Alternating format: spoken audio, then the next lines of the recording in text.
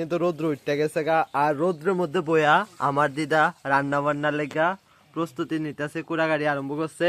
তো অলরেডি 3 পদ এদিকে কিন্তু কাটা হয়ে গেছে গা। লচ্ছ দিয়া চন্দনা মাছ দিয়া করবো, এটি পকোড়া করবো দিদা আজকে। এটি দিয়া মানে এটি কিতা বাঁধাকপি, বাঁধাকপি। আর এটা হচ্ছে আমরা বাড়ির কচু না, এটি এটা কি কচু, এটা দুধ কচু। আর এটা দুধ কচু কিতা করবা, দুধ কচুর বাজি করবো। আর এটি হচ্ছে পকোড়া করবো। আর এটি হচ্ছে চন্দনা মাছ দিয়া রানবা। আর এটি কিতা করবা,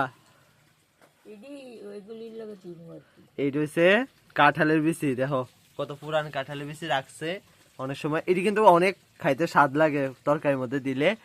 এই দেখো দিদার হাসিটা কত মিষ্টি লাগতেছে না?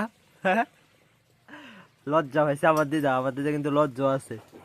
তো মানে দিদার ঠান্ডা লাগতেছে আর কি, আলেকা রোদ্রের মধ্যে বয়া কাটাকুড়ি করতেছে, কইতাছে বাইরে এখানে বয়ে কাটাকুড়ি করব। তো মা সবকিছু আইনা টাইনা দিচ্ছে। দেখো 3 পদ অলরেডি কাট হয়ে গেছে, খুব তাড়াতাড়ি কাটছে। তো এখন রান্নার বাকি আর কি। আর সরতা দিয়ে এখন এদিকে তা কাঁঠালে বিচি কাটতেছে।